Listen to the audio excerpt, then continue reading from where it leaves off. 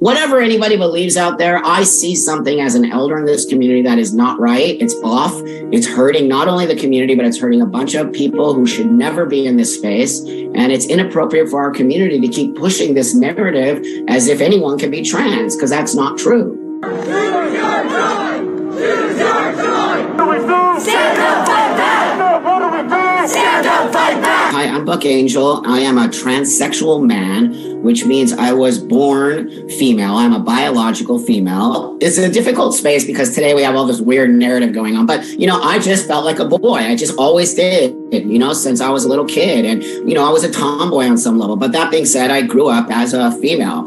And then eventually I realized I could have what we used to call a sex change. And I did a situation where I took hormones. And I was one of the very first people to do that here in Los Angeles. I did this 30 years ago. I come from a very medicalized space. I come from a space called gender dysphoria, which is a diagnosis, a mental disorder that I've had my whole life, where I feel like the opposite gender. Now we have trans with no gender dysphoria, no need for it to be a disorder, no need for mental health care, self-ID, affirmation therapy. Come on, that says to me on some level, some form of indoctrination. It's like anyone can be trans, join the party. And I'm like, wait, I would have chosen to have been born a male over anything you see right here. But I didn't get born. I wasn't born male. So now I had to fix it by doing all of this.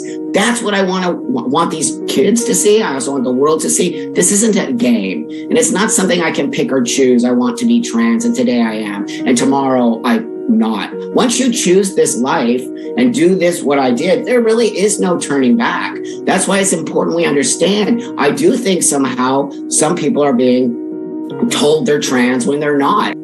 I see a vast, huge desire to fast track, for lack of a better term, these children into this space of trans kids and put them on something that they're calling puberty blockers.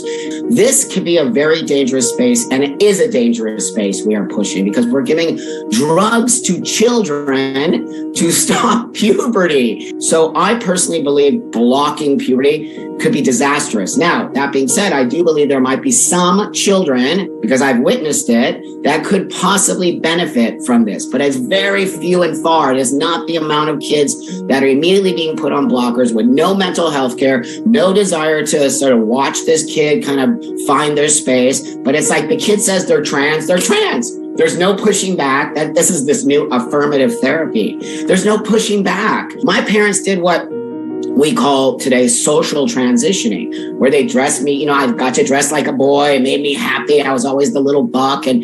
But my parents didn't put me on puberty blockers. And my dad actually said I would have never done that. He said, we thought you would grow out of it, but you didn't. And look at you today.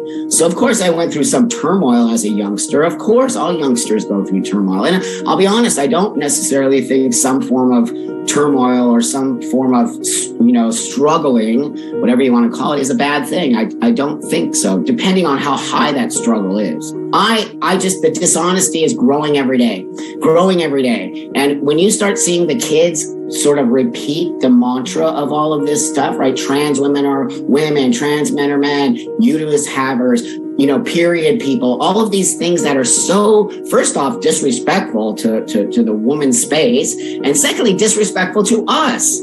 I am not a biological man. I never will be. I'm very honest about that. And it's why the world is accepting of me, because I don't need to lie to you. And so why are we teaching kids to lie? There's this idea that we have to lie to the world in order for us to get our stuff. No, you don't. I don't have to lie to the world. Look at me. I never had to lie to the world. And I did it before any of this stuff happened. It just says to me something's wrong, because you're not appreciating what you have. And instead you're being very entitled and saying, I deserve this, give this to me, get out of my way. That is not trans at all. That is something else. And it's actually scary for me to see the attitudes coming out of this community.